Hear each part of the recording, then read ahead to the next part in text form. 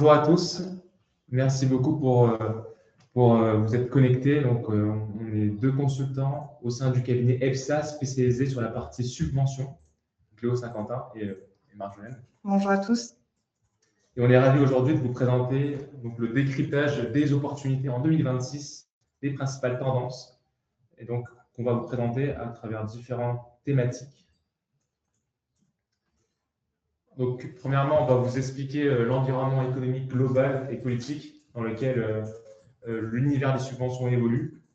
Dans un second temps, on va vous préciser sur l'aspect industriel, qu'est-ce qui va être financé pour la compétitivité.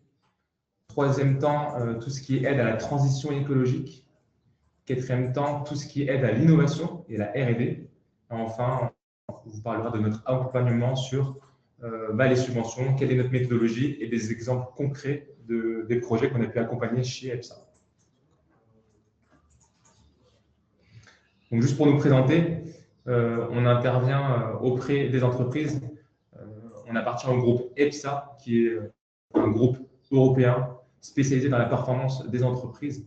Et pour ça, on a plusieurs verticales. On va optimiser tout ce qui va être charge sociale, tout ce qui va être en lien avec les achats, et puis aussi tout ce qui est en lien avec la performance financière, et donc notamment à travers notre équipe, l'équipe de financement de l'innovation.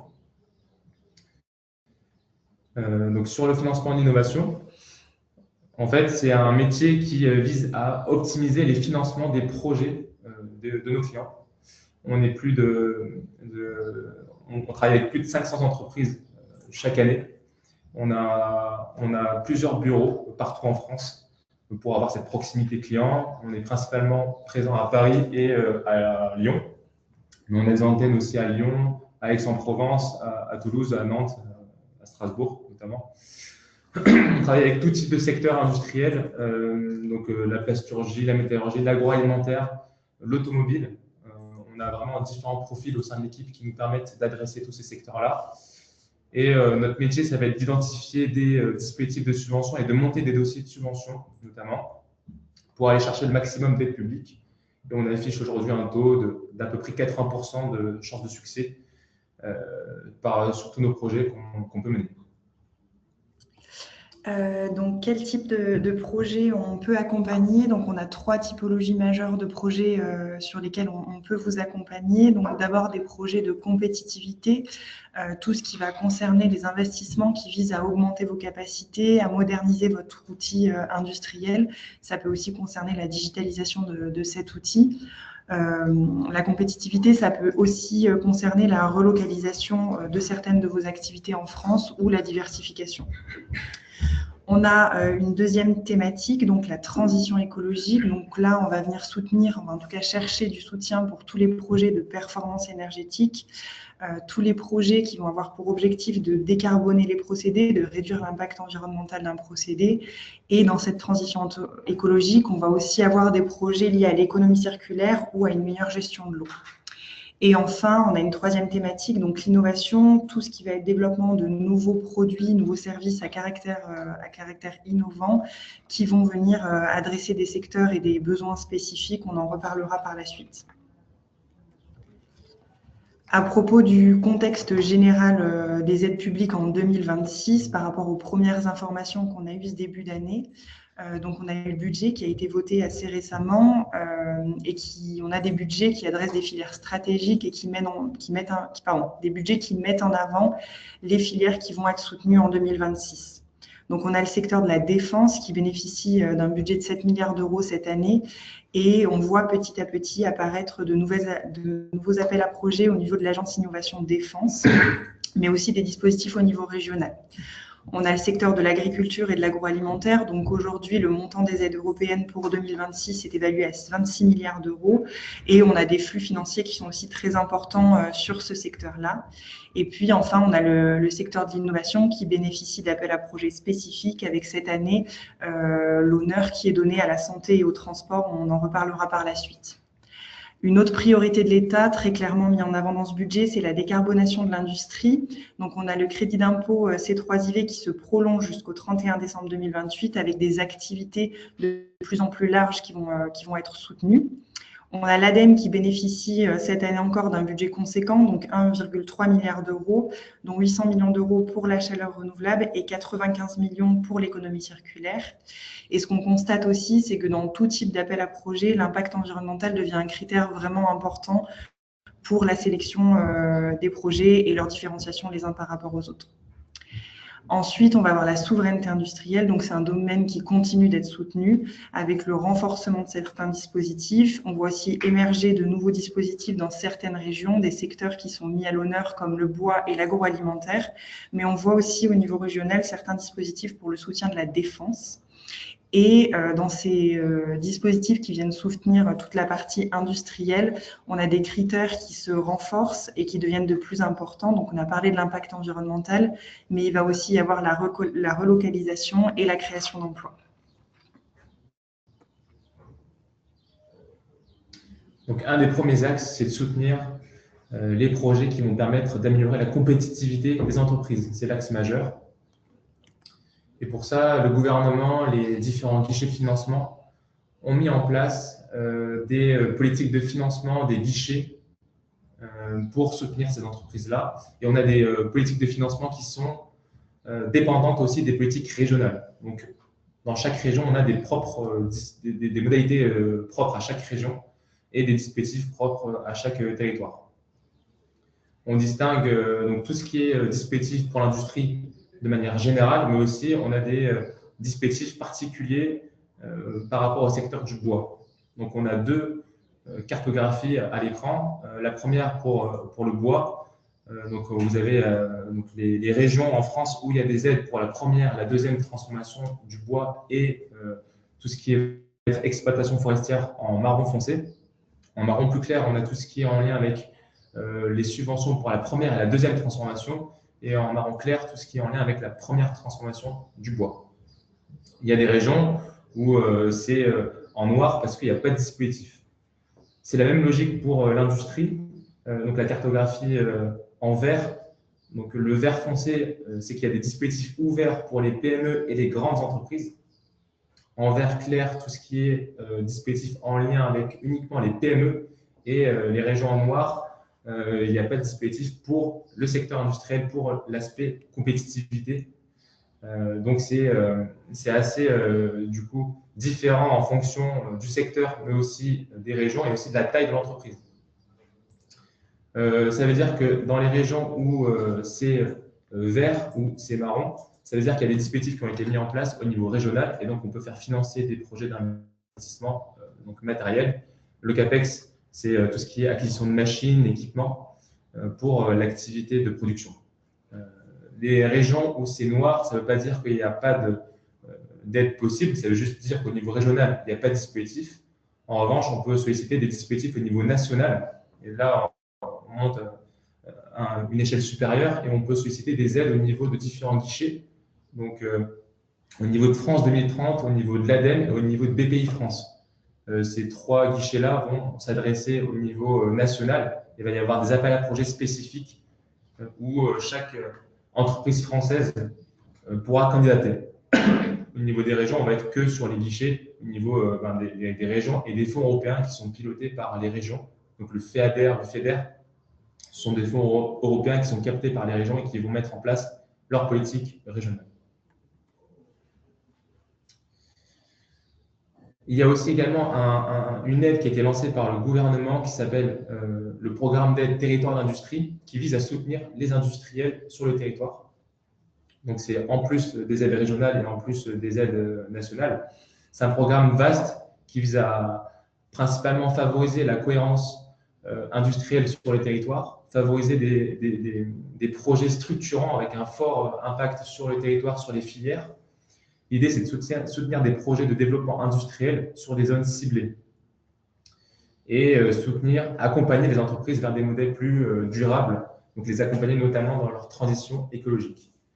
Donc les territoires ciblés, c'est des territoires en fait, qui ont été fléchés par le gouvernement où on a besoin d'avoir plus de dynamisme économique.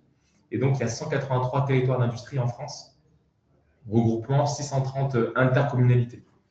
Ce sont des territoires qui ont été fléchés et c'est disponible sur les cartographies du ministère. Par an, il y a 100 millions d'euros d'aide qui est alloué via ce programme d'aide. 100 millions d'euros pour soutenir les investissements industriels. On sait que chaque année, c'est à peu près 63 millions d'euros qui sont accordés aux entreprises pour soutenir leurs projets. Il y a plusieurs fonds mobilisables dans ce programme d'aide. Il y a le fonds vert, il y a le fonds France 2030, il y a le fonds de l'ADEME et il y a aussi des fonds au niveau de BPI France. Le principal dispositif, c'est le fonds vert. Vous avez peut-être entendu parler de ce dispositif-là, c'est Territoire d'industrie en transition écologique. Donc, c'est un dispositif dans le cadre du fonds vert. C'est un dispositif qui cible toute taille d'entreprise. Il faut que ça soit dans des zones dites territoire d'industrie. Et l'objectif, c'est de soutenir des projets d'investissement industriel structurants avec un fort impact sur l'environnement. Donc, impact sur l'environnement, ça veut dire avoir un impact soit sur l'économie d'énergie, ça va être un impact sur les déchets, le recyclage des matières premières et bien évidemment la décarbonation des processus industriels et de l'usine. Il faut présenter au moins minimum 400 000 euros de dépenses et ce qui serait éligible, c'est les investissements matériels, donc principalement l'acquisition de machines neuves, l'acquisition d'équipements. C'est ça qui sera visé par ce dispositif-là.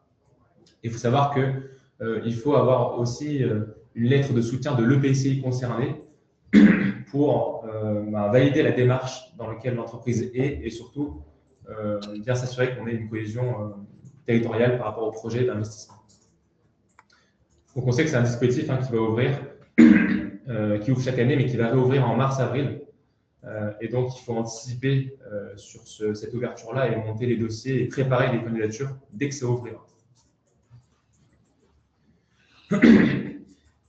Des secteurs stratégiques sont ciblés, notamment l'automobile, mais aussi l'agroalimentaire. L'agroalimentaire et les filières amont, donc les filières agricoles, sont particulièrement subventionnées par l'État, par les fonds européens notamment. Et ce sont des secteurs qui restent au cœur des stratégies de financement. Quelles sont les priorités pour 2026? On a d'abord favorisé la souveraineté alimentaire en France. Donc, l'idée, c'est de soutenir les entreprises dans le secteur agroalimentaire qui veulent relocaliser leur activité de production, leur activité au sens large sur le territoire. Ce sont des projets qui vont permettre de créer de la valeur sur le territoire, mais aussi réduire la dépendance de la France face à des produits importés. On va parler également de transition agroécologique. Donc, l'idée, c'est toujours d'accompagner les entreprises dans ce domaine-là à favoriser des méthodes et pratiques plus durables et favoriser la production de produits plus sains pour l'environnement, mais aussi pour la santé. Donc, il y a une cartographie. Donc, tout ce qui est en vert, ce sont les régions où il y a des aides pour les industries agroalimentaires. Vert foncé, c'est ouvert aux PME et aux GE, aux grandes entreprises. En vert plus clair, c'est tout ce qui est ouvert uniquement aux PME. En vert clair, ce sont les régions où le dispositif ou les dispositifs vont réouvrir dans les prochaines semaines.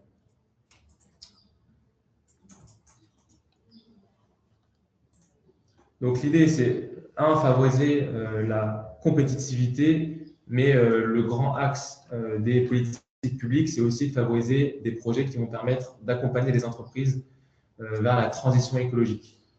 Donc la transition écologique, c'est le développement de modèles plus durables, c'est le développement aussi de systèmes qui vont permettre de décarboner les industries, mais aussi les produits et les procédés.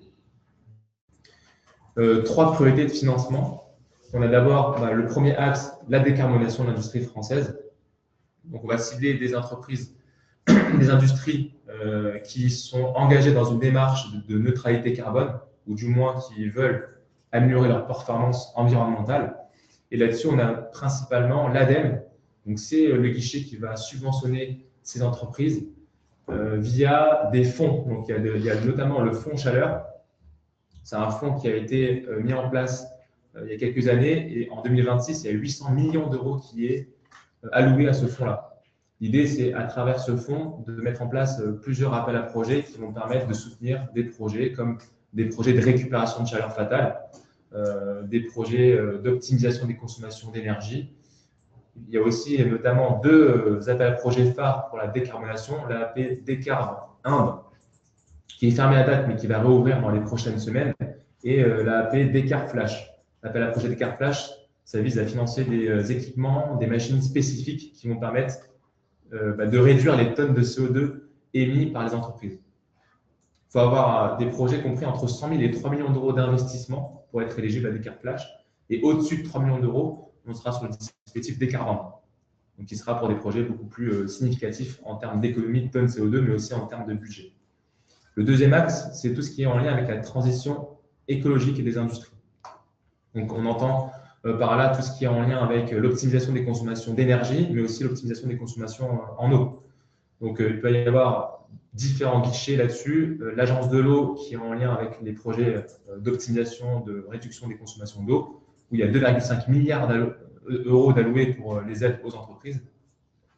Et puis l'AP, territoire d'industrie, notamment, celui qu'on vient d'évoquer, qui flèche les projets avec un fort impact sur l'environnement. Et enfin, le troisième axe, c'est tout ce qui est transition vers une économie circulaire. Donc, on a beaucoup de subventions qui sont allouées pour des projets qui vont permettre de recycler des déchets, mais aussi des matières premières, d'optimiser la gestion des déchets et de fonctionner en circuit fermé. Donc, on peut avoir toujours l'ADEME qui peut être acteur sur ces sujets-là, et notamment via le fonds économie circulaire, où il y a 95 millions d'euros uniquement en 2026 qui est mis sur la table pour soutenir des projets d'économie circulaire.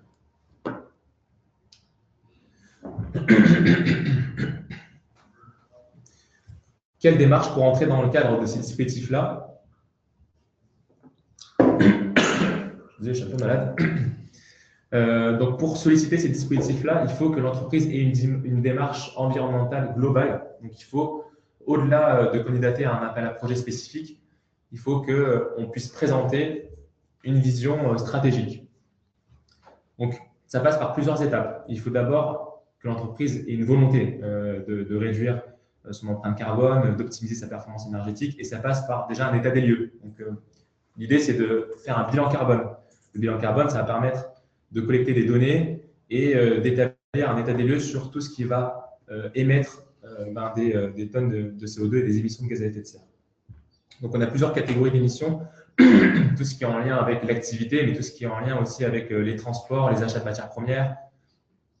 Et c'est assez large. Donc, il faut identifier tous les postes qui émettent des tonnes de CO2 et des gaz à effet de serre.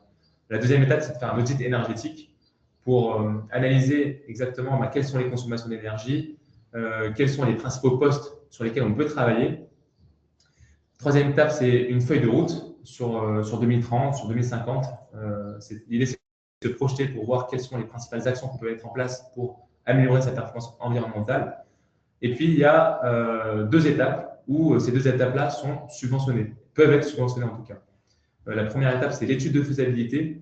Donc, l'idée, c'est de faire intervenir un cabinet externe qui va évaluer les besoins, qui va évaluer les solutions qu'on peut mettre en place et la viabilité économique d'un projet d'investissement. Donc ça, c'est des études qui peuvent être subventionnées notamment par l'ADEME. Et enfin, suite à ces études-là, on a aussi l'étude de dimensionnement qui va permettre de faire l'estimatif de la solution technique et la mise en place du projet qui précède l'investissement. Et l'investissement sera la dernière étape du processus et c'est ce qui sera subventionné également par notamment des guichets comme l'ADEME. Et c'est une démarche donc globale qu'il faudra présenter pour défendre la candidature à des dispositifs en lien avec la transition écologique. Donc, pour récapituler, l'idée, c'est que le schéma à droite montre les étapes principales pour décarboner son usine. Donc, 1, réduire les consommations énergétiques. 2, trouver les moyens de production qui permettent d'optimiser sa performance environnementale. Et 3, optimiser et prioriser, c'est-à-dire faire des études et investir pour réduire son empreinte carbone. C'est cette démarche-là qui va permettre de défendre le dossier. Et plus on a d'éléments techniques, plus le dossier aura de chance de succès sur les dispositifs en lien avec l'environnement. Donc pour la suite, donc là on a bien vu que la transition écologique était un point clé et qu'il allait être largement mis à l'honneur cette année en 2026. Donc, on continue avec les projets de R&D et d'innovation. Et donc, qu'est-ce qui va être financé au niveau de l'innovation en 2026 ? Une nouvelle fois, la décarbonation de l'industrie, puisque les travaux amont qui vont venir permettre de développer des solutions pour la décarbonation de l'industrie vont eux aussi être soutenus. On va aussi parler donc des mobilités de demain et de la santé. Comme on l'a vu en introduction, il y a des choses spécifiques qui vont apparaître et qui sont déjà apparues pour l'année 2026, qui montrent qu'on est sur des filières stratégiques qui vont être financées prioritairement. Et puis, les technologies stratégiques d'avenir et la défense qui, eux aussi, bénéficient d'aide au cours de l'année 2026. Concernant la décarbonation de l'industrie, donc c'est toujours l'ADEME qui va venir agir à ce niveau-là. Et notamment, on va avoir des dispositifs spécifiques pour venir soutenir les développements de solutions, de briques technologiques ou de services qui vont permettre aux industries de décarboner leur activité et leurs procédés. L'objectif, ça va être d'accélérer la décarbonation des industries globales sur le territoire français, mais aussi de venir soutenir des entreprises émergentes sur le territoire français qui seront à l'origine du développement de ces solutions. Donc, sur ces sujets-là, on va avoir 2 appels à projets principaux, donc IBAC PME et DemiBac. Donc, l'un qui va plutôt venir accompagner les petites entreprises sur les plus petits projets, donc jusqu'à 1,5 million d'euros. Et DemiBac, on sera sur des projets beaucoup plus conséquents et avec des impacts attendus plus importants. Concernant les mobilités durables de demain, donc on reste un petit peu sur la thématique de la transition environnementale. On a en janvier 2026 un appel à projet phare qui a réouvert, donc Coram. Coram, il va venir soutenir les projets de R&D qui vont permettre de structurer la filière automobile en France avec des objectifs qui sont très clairement identifiés au niveau de Coram, qui vont être donc la transition environnementale de cette filière pour réduire l'impact environnemental lié au déplacement, mais aussi la compétitivité industrielle des entreprises dans cette filière sur le territoire français et la structuration de la chaîne de valeur de manière un peu plus générale. Donc, on a cet appel à projet très important, mais on identifie aussi d'autres pistes qui vont venir être soutenues par BPI France. On a notamment 2 appels à projets, un qui va venir soutenir plutôt la décarbonation ou en tout cas le développement des véhicules routiers pour demain sur le territoire français et un autre qui se dédie à la décarbonation des navires de pêche. Donc, on est vraiment sur une stratégie globale de décarboner tous les transports et notamment les transports liés à la logistique. Concernant la filière santé, donc là, on a l'appel à projet phare qui est innovation, biothérapie et bioproduction. Donc, il a réouvert courant 2025 et il se prolonge jusqu'à la fin de l'année 2026. Aujourd'hui, l'objectif sur cet appel à projet, c'est vraiment de catalyser l'excellence dans la recherche en biothérapie et de la conserver sur le territoire français. On va chercher à accélérer les développements depuis la paillasse jusqu'au lit du patient. Et l'objectif, c'est vraiment d'accélérer ces développements et de permettre leur réalisation en interne sur le territoire français. Donc, on a une aide qui est assez conséquente sur ces projets, que ce soit pour le développement des biothérapies elles-mêmes, pour le développement d'outils qui vont permettre d'accélérer la recherche des biothérapies et des bioproductions, mais aussi tous les travaux de développement liés aux procédés. Donc, c'est un appel à projet assez large. On en a d'autres un peu plus spécifiques qui sont publiés, notamment par l'ANR, par BPI France également. Donc, on a l'appel à projet Grand Défi, tiers-lieu d'expérimentation MedTech. On a le Challenge Prévention qui a aussi été publié en 2025 et qui se prolonge sur 2026. Et puis, on a des appels à projets vraiment plus spécifiques publiés par l'ANR et notamment un appel à projet sur le sujet de l'antibiorésistance qui a été publié très récemment. Concernant les technologies stratégiques d'avenir, donc le premier sujet, c'est la cybersécurité. On avait eu un bel appel à projet qui avait été ouvert sur la période 2025 au regard des annonces qui ont été faites récemment, notamment par Anna Le Henanf.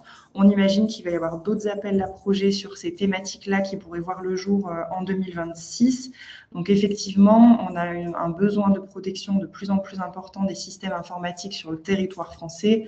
On identifie des risques de manière assurée et des financements vont être mis au service du développement de solutions pour venir sécuriser ces systèmes informatiques. Autre technologie stratégique d'avenir, donc l'intelligence artificielle, on l'a vu en 2025 avec le dispositif pionnier de l'IA qui a apparu en 2025 pour venir soutenir de nombreux projets d'intelligence artificielle au service de la santé, au service de l'industrie, donc au service globalement des secteurs stratégiques qu'on connaît sur le territoire français. Donc cet appel à projet, il se poursuit et va continuer à se développer en 2026. Et globalement, l'intelligence artificielle, on va la retrouver à l'intérieur de pas mal de dispositifs. Elle va être soutenue de manière un peu continue. Et enfin, donc les deep tech qui restent au cœur des financements de l'innovation avec le parcours deep tech qui reste maintenu au niveau de BPI France et qui reste un parcours particulièrement pertinent pour les entreprises concernées. Au niveau de la défense, donc on l'a dit en introduction, on a un budget conséquent de 7 milliards d'euros pour le ministère des Armées cette année. Et on voit apparaître donc les premiers appels à projets. On a l'appel à projet Astrid pour 2026 qui a été publié récemment, donc qui est fait entre l'Agence Innovation de Défense et l'ANR. Mais on s'attend à voir d'autres appels à projets qui pourraient émerger dans les semaines ou mois qui arrivent. Donc on reste à l'affût de ces choses-là. En tout cas, ça apparaît comme une stratégie de venir financer l'innovation sur ces sujets également. Donc voilà des secteurs stratégiques au niveau de l'innovation qui rejoignent un petit peu les secteurs globaux qui ont été présentés tout au long de ce webinaire. Aujourd'hui, nous, qu'est-ce qu'on vous propose chez EPSA et comment on peut vous accompagner?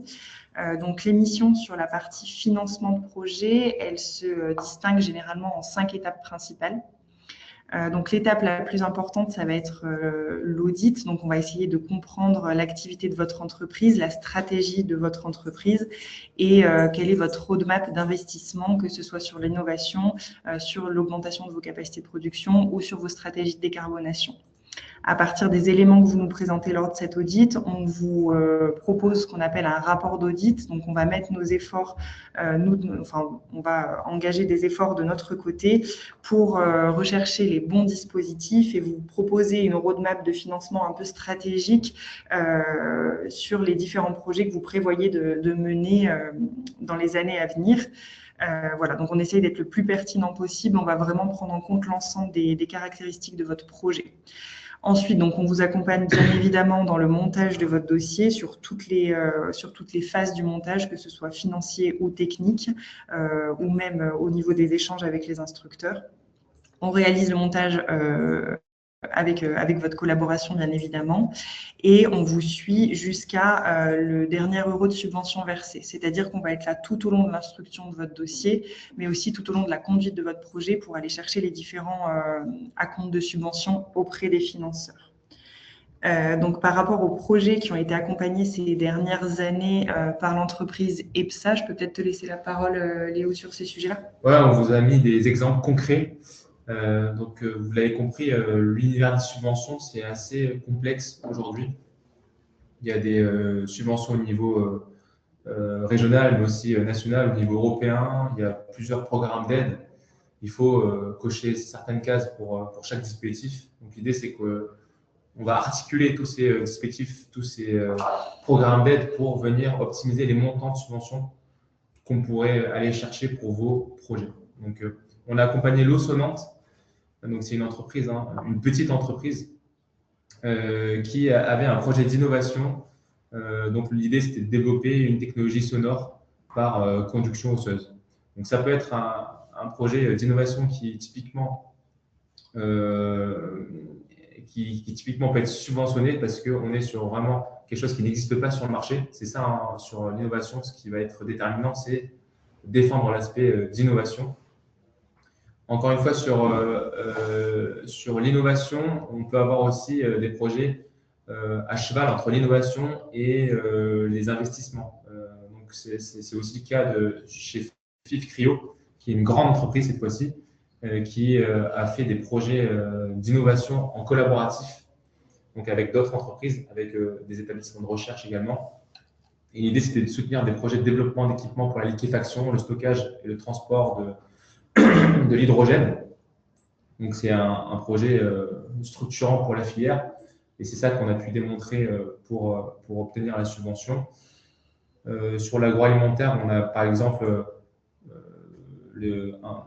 une fromagerie, la fromagerie Gaugré, une moyenne entreprise qui avait un projet d'optimisation de sa ligne de production et de créer une nouvelle ligne pour le Brillat-Savarin. Donc, c'est vraiment un emblème sur le territoire en France. Beaucoup de fromageries sont soutenues et on a pu démontrer l'aspect compétitivité, mais aussi le fait que c'est un produit emblématique en France. Ça permet d'avoir plus de poids sur le dossier et de démontrer qu'il faut soutenir ce projet-là pour soutenir les filières. Et enfin, un dernier exemple, JFE Concept en région Île-de-France, qui est une PME spécialisée dans les productions de fenêtres. On a pu soutenir un projet de modernisation de son usine. Donc, modernisation de sa chaîne de production à travers une optimisation des capacités de pliage et de transformation des alliages. Voilà, c'est des exemples concrets. On reste à disposition. Alors, on a quelques questions qui sont posées lors du webinaire. On a notamment une question de Sophie pour Faber. Bonjour, est-ce que la réalisation d'un bilan carbone et d'un audit énergétique sont obligatoires pour accéder au financement? Ce n'est pas obligatoire, mais en fait, ça montre que l'entreprise est dans une démarche pour améliorer sa performance environnementale. Et ça montre également que vous avez déjà fait un état des lieux et qu'il y a eu des choses qu'on peut mettre en place pour aller dans le sens de la neutralité carbone. Ce n'est pas obligatoire, mais ça donne des points en plus. Donc, ça veut dire que si on a un bilan, si on a un audit énergétique, c'est un justificatif qu'on peut présenter lors de la candidature et ça donne des points en plus. Donc, voilà, c'est quelque chose qui peut être intéressant à faire si vous souhaitez candidater à des dispositifs de subvention ou même de manière générale si vous voulez vous inscrire dans une démarche environnementale. On a une autre question donc, qui concerne la mesure des impacts environnementaux sur les différents projets qui peuvent être financés. Donc, ça va être plus ou moins exigeant en fonction du type d'appel à projet. Sur des appels à projets au niveau régional pour venir financer des investissements capacitaires, on va généralement avoir des grilles d'impact à compléter. On les voit de plus en plus et dans de plus en plus de régions qui vont venir vous demander un petit peu comment vous suivez vos impacts environnementaux et quel sera l'impact de votre projet sur vos consommations énergétiques.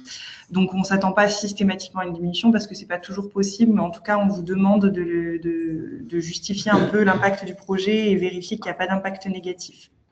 Sur des projets un peu plus qui visent plus spécifiquement la décarbonation des industries, on va venir généralement mesurer l'impact environnemental de vos projets via les équivalents de tonnes CO2 émises qui sont évitées par la réalisation du projet. Donc, il y a des calculs un peu plus complexes pour venir mesurer l'impact de chaque projet. Nous, on est là pour vous accompagner sur ces sujets-là. Mais en tout cas, voilà, on a des impacts qui peuvent être plus ou moins exigeants. Enfin, en tout cas, un caractère des impacts environnementaux qui est plus ou moins regardé et plus ou moins précis en fonction des dispositifs. Mais qui apparaît, comme on l'a dit en démarrage de la réunion, dans chacun des dispositifs aujourd'hui, que ce soit sur l'innovation, sur le CAPEX ou bien évidemment sur la décarbonation. Question pour Elisabeth. Merci pour la présentation. Connaissez-vous des aides de développement ouvertes aux associations non lucratives? Donc, l'univers des subventions, il est divisé en plusieurs volets. Il y a le volet entreprise privée, il y a aussi le volet association. Il y a des dispositifs dédiés aux associations non lucratives, mais aussi associations lucratives. Hein. Il y a différents dispositifs à différentes échelles, de la même manière que pour le privé. Et nous, au sein d'EPSA, on a une équipe spécialisée sur l'environnement, le secteur public et associatif. Donc là-dessus, ils sont experts sur des dispositifs dédiés. Il y a des aides et l'idée, c'est qu'on prenne contact avec vous pour approfondir le sujet là-dessus. Donc la question de Baptiste Tonquin. Donc aujourd'hui, la carte au territoire d'industrie, elle est disponible en ligne, donc notamment sur l'Observatoire des territoires. Donc on peut y avoir accès pour voir quel territoire, ou en tout cas vérifier si une entreprise se situe dans un territoire qui est éligible ou non. Et concernant les sources des cartographies, donc nous c'est avec notre veille qu'on actualise très régulièrement, qu'on vient mettre à jour ces cartographies et qu'on crée nous-mêmes en interne chez EPSA. Question de Bertrand pour PCM. Est-ce qu'un projet de magasin automatisé peut être pris en charge? Donc la priorité, c'est de financer l'activité de production. Donc il y a cet aspect-là d'activité qui doit être mis en avant dans le dossier de subvention. Des projets de magasins automatisés, ça va dans le sens où on se dirige vers une usine 4.0, donc il y a cet aspect de modernisation qui est intéressant. L'automatisation, c'est souvent ce qui est recherché par les financements. Il faut qu'on en sache un peu plus sur quel type de magasin et sur quel secteur d'activité, parce que sur le secteur d'activité aussi, on a des dispositifs qui sont spécifiques. Donc oui, l'aspect automatisation, ça peut être éligible. Il faut creuser le sujet. Concernant les entreprises bureaux d'études qui peuvent réaliser des audits énergétiques, donc il y a une équipe en interne chez EPSA qui peut vous proposer la réalisation de ces audits énergétiques, qui peut aussi vous accompagner sur le financement à aller chercher auprès de l'ADEME pour ce type d'études-là. Et qui après peuvent du coup nous servir à nous. Enfin, du coup, on est tous au même endroit, donc ça nous permet d'avoir de la pertinence globale dans le montage des projets par la suite. Il y avait une question aussi, c'était intéressant, c'est est-ce que les projets Ag, Tech, donc je suppose agricole et Tech, s'ancrent dans le cadre des aides pour les filières agricoles? En fait, ça dépend de l'impact du projet et la nature du projet. Si le projet il est en lien avec le soutien à l'activité de transformation des produits agricoles sur le territoire et on a un aspect de souveraineté, etc., on est plutôt sur les aides pour les filières agricoles, agriculture et agroalimentaire. Si on est sur l'innovation, donc l'idée c'est de favoriser des nouvelles technologies dans ce domaine-là, alors on va être plutôt sur des dispositifs en lien avec l'innovation et il y a des dispositifs spécifiques sur l'innovation pour le secteur agroalimentaire. Donc tout dépendra de l'impact des projets et de la nature des dépenses, si c'est la R&D ou si c'est du CAPEX. Sur la question de Akram Dengir, donc concernant les projets, les fonds propres dans le cadre des demandes de subventions, l'apport en fonds propres, alors j'imagine que c'est dans ce sens-là que la question est posée, mais effectivement sur la très très grande majorité des financements, il sera nécessaire d'avoir des fonds propres, en tout cas des capitaux propres élevé, en tout cas, par exemple, pour 1 euro de fonds propres, on dit qu'on peut aller chercher 1 euro de subvention publique. Donc, pour aller chercher, par exemple, 300 000 euros d'aide, il faudra avoir au moins 300 000 euros de fonds propres à présenter lors de l'instruction du dossier. Je pense qu'on a fait le tour de pas mal de questions. Il y en a encore beaucoup. On pourra y répondre de manière plus individualisée par la suite. C'est OK pour toi, Léo? Oui. Donc, vous allez recevoir un mail dans la journée avec le replay du webinaire. N'hésitez pas du coup à poser vos questions. Il y a une adresse mail, il me semble, qui sera communiquée pour justement qu'on puisse répondre à toutes les questions plus spécifiques. On vous remercie beaucoup encore pour ce temps-là. On espère que ça a été clair et concis et on reste à votre disposition pour vous accompagner sur tous vos projets. Merci beaucoup. Merci beaucoup. Belle journée. Au revoir. Au revoir.